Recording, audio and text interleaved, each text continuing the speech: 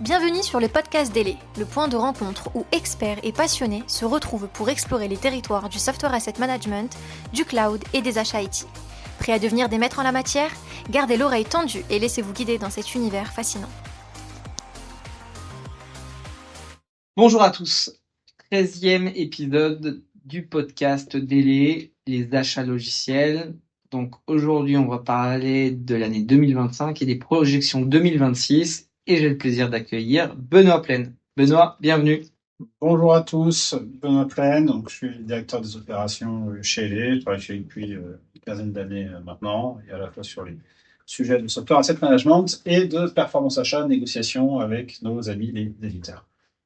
Benoît, si on doit résumer l'année 2025, quelles ont été les grandes tendances?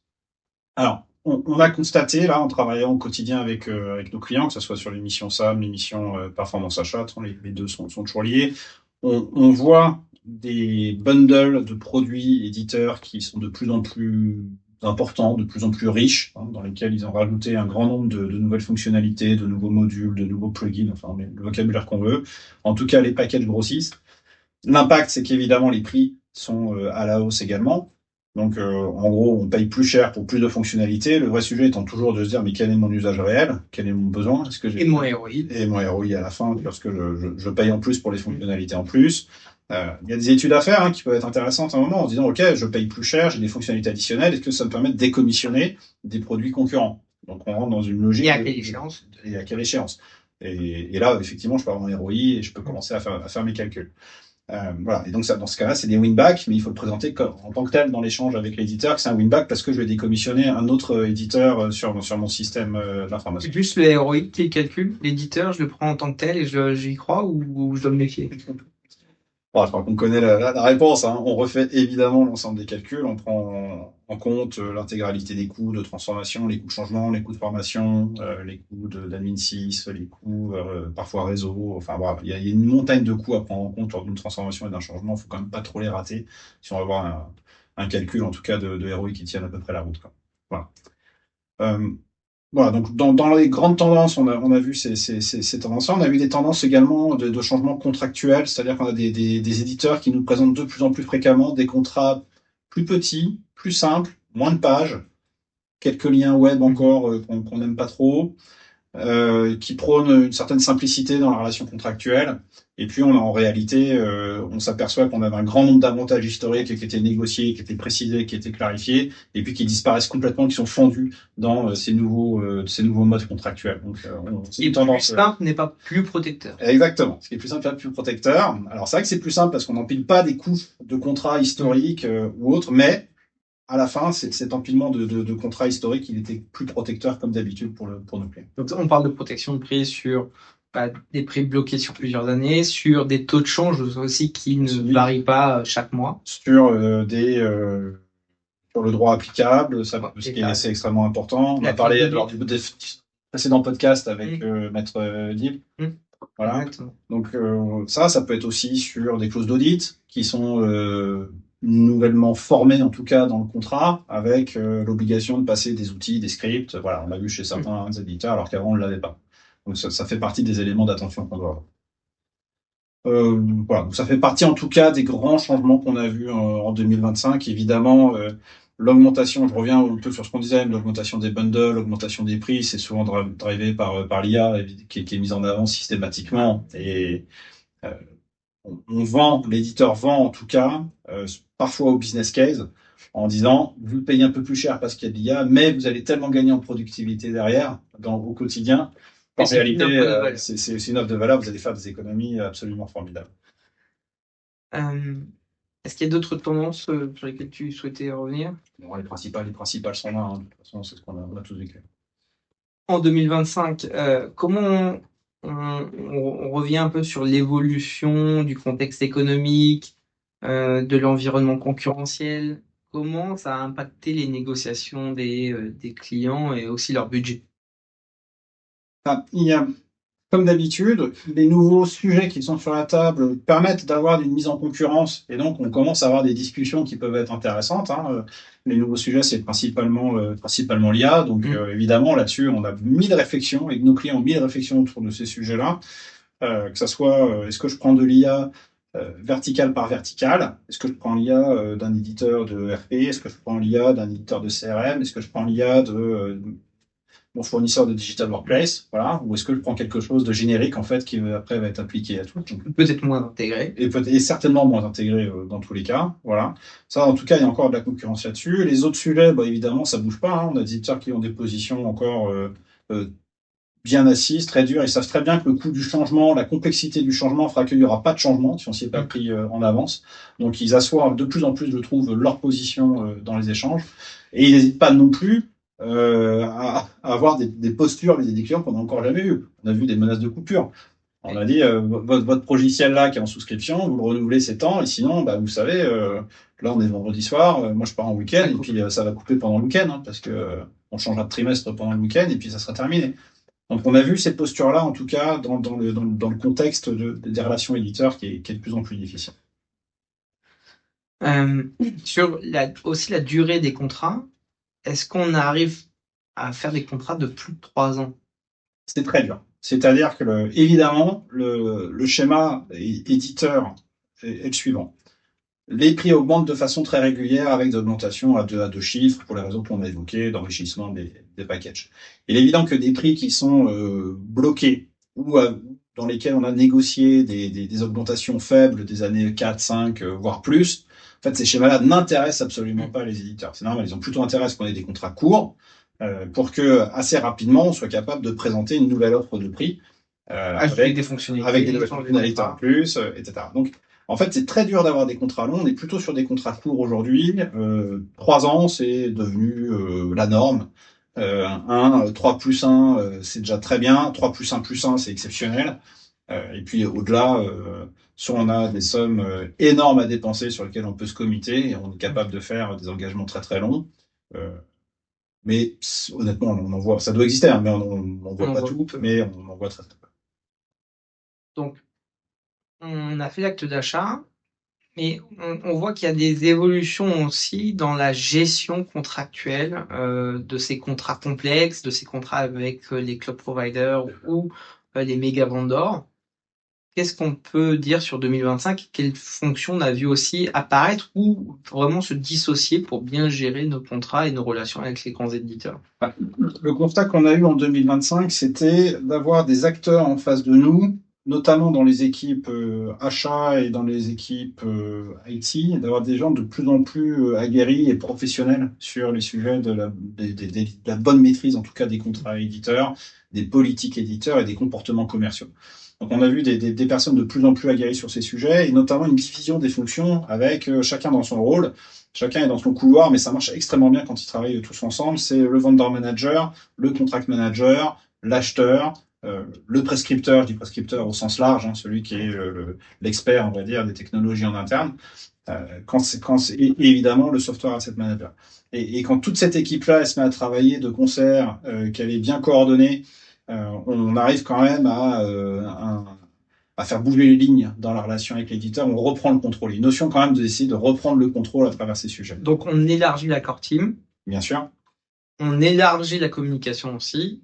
Et on le remonte aussi à plus haut niveau. Je pense qu'on a quelques exemples de négociations où on allait beaucoup plus haut. C'est toujours très important de tenir au courant, évidemment, tout son management, déjà les demandeurs, et puis faire un peu de push sur ces sujets-là, mais d'expliquer ce qu'on va faire, comment on va le faire, sur quel planning, quelles sont les alternatives dont on dispose, quelle stratégie finalement on a conçue dans le cadre d'un nouveau contrat, dans le cadre d'un renouvellement, et puis comment ces outils-là s'intègrent, parce qu'il faut quand même pas oublier que ces outils-là doivent s'intégrer dans la stratégie métier de l'entreprise. On n'achète pas des outils pour se faire plaisir, on achète en général des outils pour faire fonctionner ou pour servir les métiers de l'entreprise. Donc c'est important parce qu'à la fin d'une négo, de toute façon, il y aura des arbitrages, il y aura des escalades, et il faut que les équipes managériales soient très très bien préparées depuis le début, au courant, et que les relations, si elles peuvent exister au préalable, c'est déjà pas mal, parce qu'au moins on arrive dans une relation qui est existante et sur laquelle on peut demander un certain nombre de choses. Parce qu'on ne découvre pas au moment où ça va pas, on n'apprend pas à se connaître. On n'a pas deux choses à faire en même temps. On va passer sur les tendances 2026. Qu'est-ce qu'on peut imaginer sur l'année 2026? Alors là, on sort un peu la boule de cristal, Mais c'est quoi ce qui peut nous attendre sur cette nouvelle année? On a un sujet qui est en train de naître et on le voit partout en ce moment, c'est tous les sujets qui sont liés à la fameuse souveraineté. Donc, c'est un terme qui est galvaudé, mais parce qu'on dit souveraineté à tout étage, mais la souveraineté, c'est quand même la capacité à reprendre la main sur ces logiciels, l'utilisation de ces logiciels, et de faire face à un certain nombre de risques qu'on a pu identifier. Donc les risques, ils sont de plusieurs natures. Hein. On peut avoir des risques, donc le pire, ça serait finalement d'avoir un risque de shutdown immédiat. C'est demain, on s'est tellement, plus aucun service, on s'est tellement froissé, enfin tous les jours quand même entre eux, il y a des relations qui sont de temps en temps apaisées, de temps en temps conflictuelles entre l'Europe et les États-Unis. En ce moment, on est plutôt sur des pics de conflits assez réguliers, et on pourrait se retrouver dans une situation demain où on n'a plus accès à notre console d'administration AWS, Azure, GCP. On a perdu la boîte mail, Exchange hébergé sur 365. Et c'est arrivé au patron de la Cour pénale internationale. C'est CPI, M. Khan, effectivement, qui a perdu ses accès et qui a perdu aussi, qui a eu ses comptes gelés aussi au UK. Enfin, voilà, c'est des événements qui peuvent arriver là, c'est à titre personnel, c'est des cas personnels. Est-ce que demain, ça peut arriver des échelles au-dessus? Voilà, donc ça, c'est les risques les plus élevés qu'on peut avoir, c'est des risques de shutdown, c'est des risques à un moment où on pourra plus forcément acheter de la maintenance logicielle parce que on se sera pas entendu. Donc on a nos logiciels, même en licence perpétuelle, qui vont devenir obsolètes très rapidement, très rapidement. Voilà, parce qu'on n'aura plus les mises à jour de sécurité ou autre. Donc ça veut dire qu'il y a des risques de cyber aussi qui vont arriver, qui pourraient arriver dessus. Et un des risques en fait qui est pénible, mais c'est pas le plus grave, c'est le risque de dérive financière. Bon, c'est pas le risque le plus grave. Voilà. Parce qu'on paye, ok, on s'en sort, mais c'est pénible, ça nous coûte cher. On a nos budgets software qui grossissent plus fort, mais c'est pas le risque le plus important. Donc, les enjeux de souveraineté aujourd'hui sont clés. Ça va être le thème 2026. C'est absolument, on en est sûr.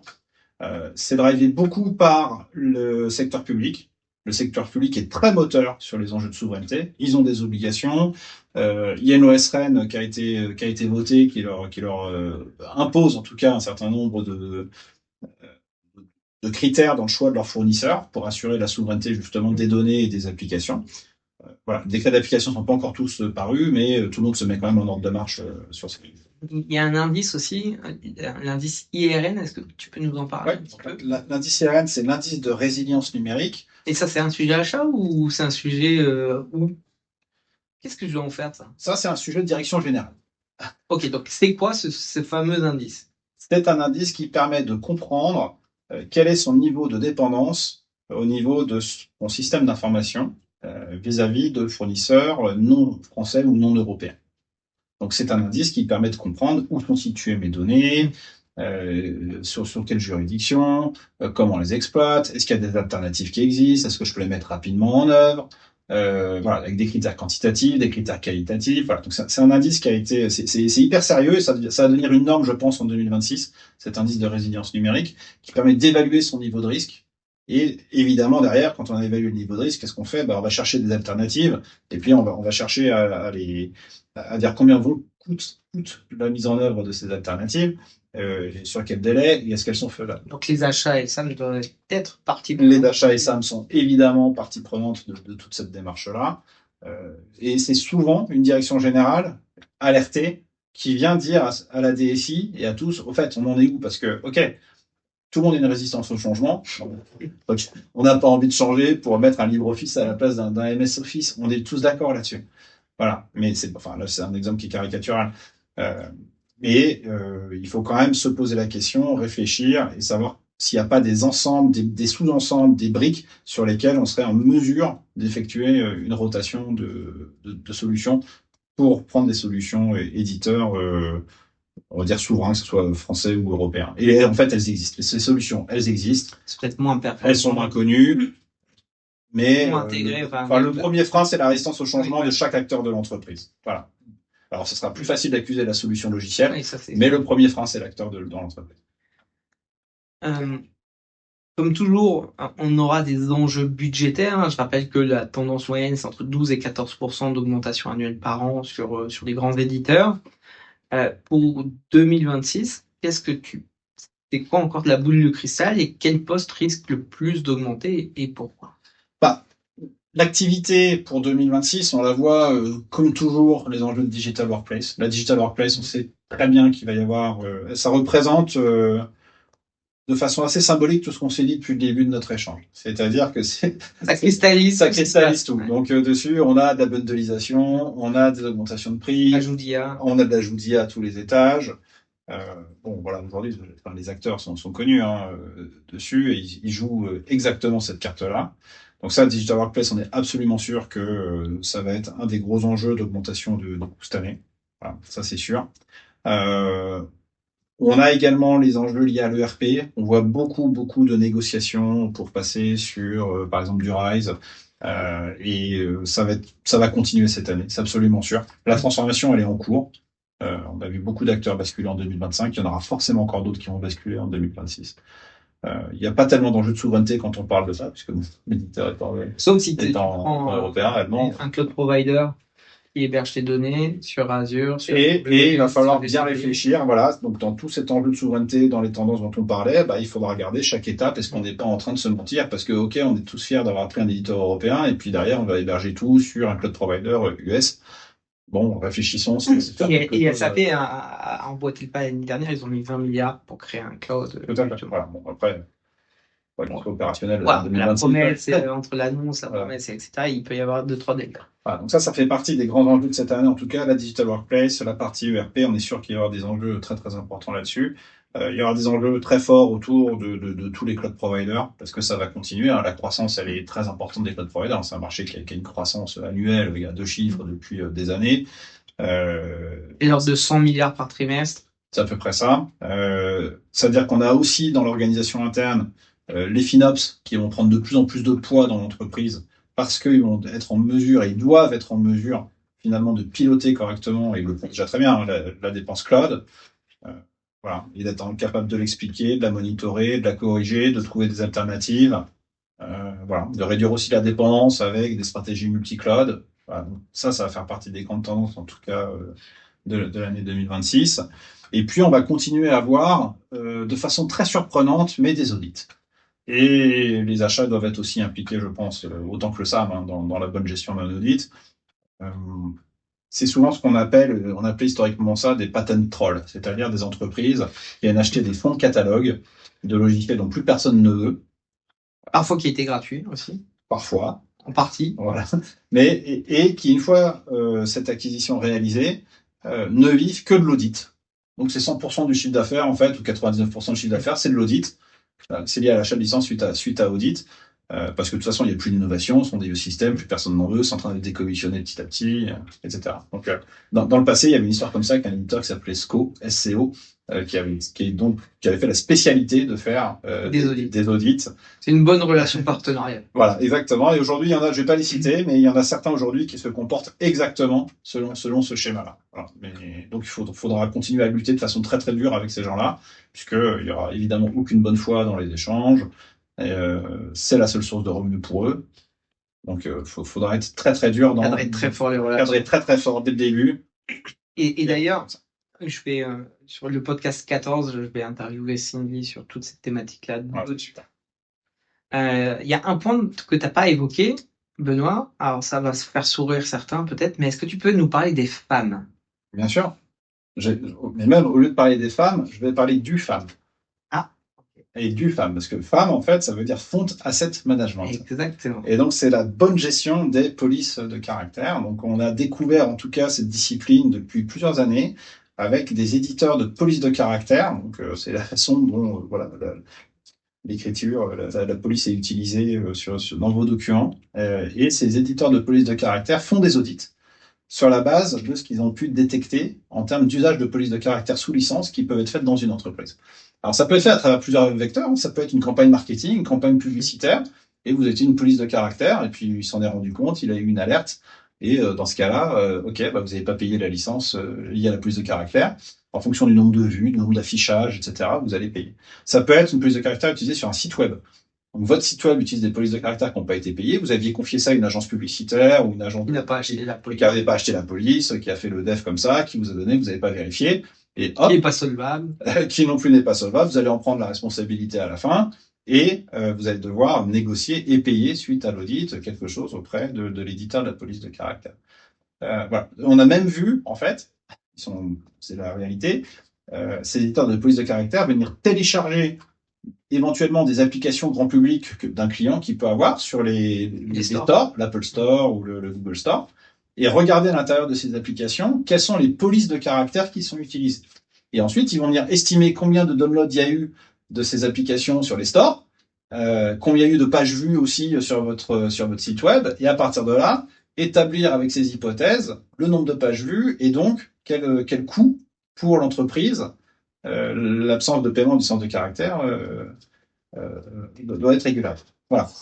Et donc, ça, en termes de comment je m'en prémunis de ces audits de femmes? Il faut faire le boulot préalable, comme à chaque fois. C'est-à-dire que c'est le SAM qui s'en occupe. C'est au SAM de s'en occuper, d'intégrer ça maintenant dans une extension de son périmètre. Comme souvent on a milité en disant le FinOps doit aussi faire partie des équipes SAM, parce qu'en fait c'est le même métier. On est en train de contrôler a posteriori, a priori, enfin on contrôle. Et comme le SAM le fait sur le SaaS. Voilà, le SAM le fait sur le SaaS, le SAM le fait sur tout l'environnement logiciel de l'entreprise, la Digital Workplace à l'infrastructure, et le FinOps qui vient aujourd'hui de plus en plus intégrer des sujets de licence logicielle sur le cloud, c'est-à-dire à travers, on voit bien le développement des marketplaces. D'ailleurs, c'est un des axes stratégiques des cloud providers de développer le maximum de marketplaces. On voit très bien sur tous les cloud providers. Donc, vous allez avoir des enjeux de licence logicielle qui arrivent sur le cloud. Donc, le FinOps doit travailler main dans la main ou à côté avec le SAM. Ça devient indissociable. Et d'ailleurs, il y a des grandes économies qui peuvent être faites pour quelqu'un qui fait du FinOps avec des arbitrages. Bring your own license, ou alors je viens acheter directement auprès du cloud provider mes licences. Et ces arbitrages peuvent provoquer franchement de très très belles économies. Et pour ça, il doit le faire avec le SAM. Ça peut être aussi des leviers de discussion pour les achats en achetant sur Marketplace, il y a une relation complexe avec son éditeur. C'est tout à fait possible. C'est tout à fait possible. Voilà. Donc ça, c'est vraiment partie en tout cas de ce qu'on peut imaginer pour 2026. On est confiant sur la boule de cristal. Qu'est-ce qu'on peut donner comme conseil un peu tactique aux acheteurs, responsables d'achat, software asset managers pour améliorer leur année 2026 et leurs échanges avec leurs fournisseurs préférés? Alors, on a les outils classiques qui sont toujours d'anticiper au maximum, de faire son plan début d'année, de quels sont mes renouvellements en cours d'année. À 12-18 mois. 12-18 mois. D'anticiper le plus possible, de faire l'étude des besoins, ce que j'utilise pas, travailler main dans la main avec le SAM et le FinOps pour bien déterminer les besoins à date et quels seront les besoins futurs. Donc c'est d'anticiper toujours. La règle c'est toujours d'anticiper le plus possible. Voilà, donc ça c'est toujours anticiper. Enfin, parfois, je reviens dessus parce que parfois on peut anticiper pour préparer une négo, pour tout simplement faire un nouveau contrat plus tôt. C'est ce qu'on a fait aussi en 2025. Ça peut être également drivé par des plans d'économie, comme il y en a toujours dans chaque entreprise. Il y a toujours des plans d'économie triennale. Ou des plans de transformation, voilà. etc. Économie 2030, ambition 2028. Il y a toujours un nom comme ça. Et donc, ce plan-là, parfois, il est décliné évidemment au niveau de toutes les fonctions support, donc au niveau, à un moment, de la DSI, et donc, il doit optimiser un certain nombre de ses budgets. On va regarder quelle est la croissance des budgets ces dernières années, on va voir que le budget logiciel, il a explosé dans la quote-part de la budgétisation. On dit, il faut absolument faire quelque chose sur ce thème-là. Donc, venons travailler. On va regarder les gros postes, et on va dire, mais on peut pas renégocier par anticipation ce sujet. Donc, c'est des sujets que tu connais bien. Et on vient, finalement, sur un contrat de 5 ans, on vient renégocier au bout de 3 ans. Voilà. Ou même parfois plus tôt. Avec un certain partage des savings, un certain partage de l'ambition, d'avoir des investissements sur les nouveaux besoins aussi. Et donc, c'est un intérêt de le faire dans ces conditions-là. Voilà, donc, justement, dans le challenge des usages, on doit, de mon point de vue aussi, mettre dans la négociation qu'on a trouvé des non-usages, entre guillemets, du gaspillage. Et donc, on doit valoriser cette position, je pense, aussi dans les négociations. Toujours partir en expliquant que finalement, on a trop payé et que c'est hors de question que... tu as une phrase type, Guillaume, c'est de dire « rends l'argent ». Mais on part souvent en disant qu'on a trop payé et qu'on doit, dans ces cas-là, en tenir compte sur le futur. Il y a aussi pas mal de nouvelles idées qu'on pourrait mettre en œuvre cette année dans le cadre des négos. Donc là, on est un peu plus sur le long terme. Sur le long terme, mais je pense que on peut le mettre en œuvre quand même dès maintenant. On a de plus en plus la capacité de développer des choses. Alors, c'est peut-être pas forcément beau, c'est pas forcément propre, les développeurs vont hurler. Ok. Mais on peut utiliser des outils d'IA pour faire du développement quand même de choses assez précises. Et donc, la stratégie aujourd'hui du make or buy, elle reprend, et c'est bizarre, mais elle reprend complètement sa place aujourd'hui dans les discussions avec certains éditeurs. Faut voir pourquoi on se retrouvait à aller acheter des fonctionnalités auprès d'éditeurs que finalement on tout intégrer, qu'on saurait redévelopper avec de l'IA sur des périodes de peut-être quelques jours à quelques semaines pour pas très cher en termes de coût d'IA. Il y a beaucoup de choses qui existent autour de ça aujourd'hui et j'aimerais vraiment qu'on utilise ce type de levier aujourd'hui dans les négociations éditeurs. Donc si je schématise, c'est que je paye de l'IA pour mettre en concurrence mes éditeurs. De toute façon, l'IA, elle sera payée dans tous les cas. Ça va être une dépense contrainte. Je vois pas comment ça sera pas une dépense contrainte demain. Les avantages, même si on a du mal à les monitorer dans certains cas d'usage. Demain, l'IA, dans Digital Workplace pour l'ensemble des employés, c'est quasiment impossible de monitorer les gains que ça apporte. On peut nous raconter ce qu'on veut, c'est impossible de monitorer les gains.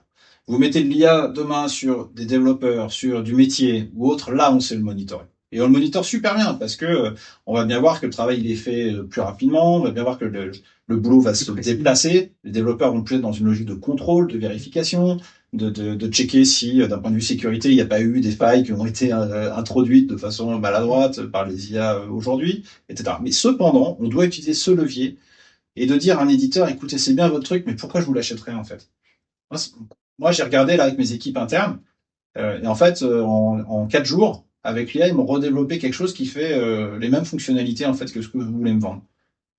Bon, alors peut-être qu'ils vont pas nous croire, peut-être qu'on doit le faire.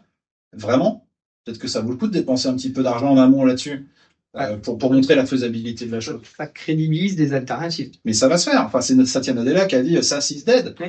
Il a dit SaaS is dead parce que on sait très bien que pourquoi j'irais acheter une application n'importe quoi, moi, de gestion de mes temps alors qu'en fait, je pourrais probablement la redévelopper avec de l'IA et très peu d'efforts et très peu de coûts en quelques... Et puis, si un truc me plaît pas, tu sais quoi?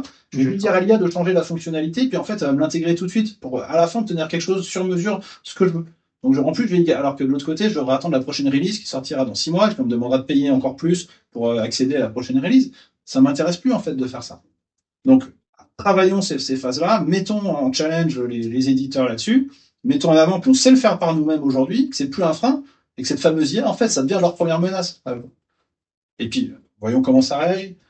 Mais si on se donne pas des leviers, en tout cas, et qu'on est passif, on est certain que à la fin, on se prendra un plus 40% à la renégo. Ça, c'est sûr. Merci Benoît pour cette approche un peu plus long terme. Si on doit retenir ou mettre en place une seule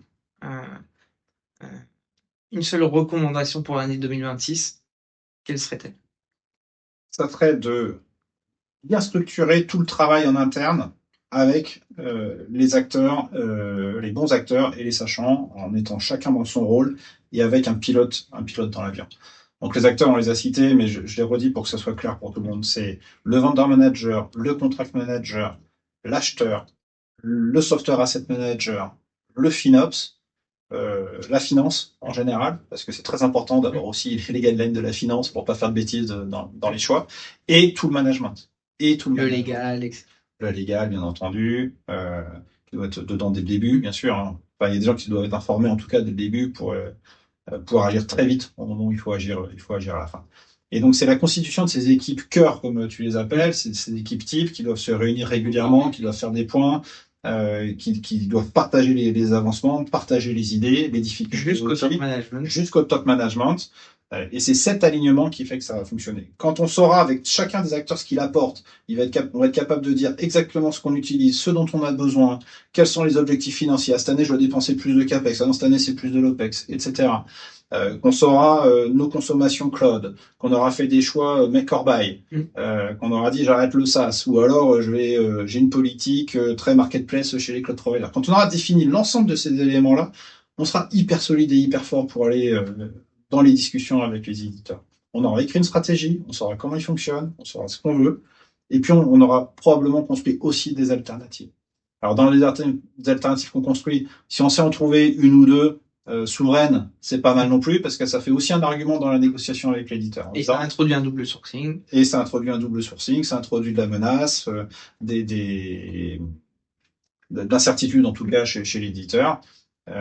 Et c'est comme ça qu'on réussira en tout cas à essayer de maîtriser nos dépenses en 2026. Mais pas de surprise, on sait quand même que on prendra à la fin sur le budget un plus X% en LX, faut qu'il soit pas de chiffres, c'est tout. Merci Benoît pour l'ensemble de tes conseils. Si vous avez aimé les premiers podcasts dédiés au software asset management et aux achats logiciels, n'hésitez pas à liker et partager donc sur Spotify et sur YouTube. On publie très régulièrement également sur LinkedIn et n'hésitez pas à nous soumettre toute idée de podcast. Nous sommes évidemment ouverts. À bientôt. Merci.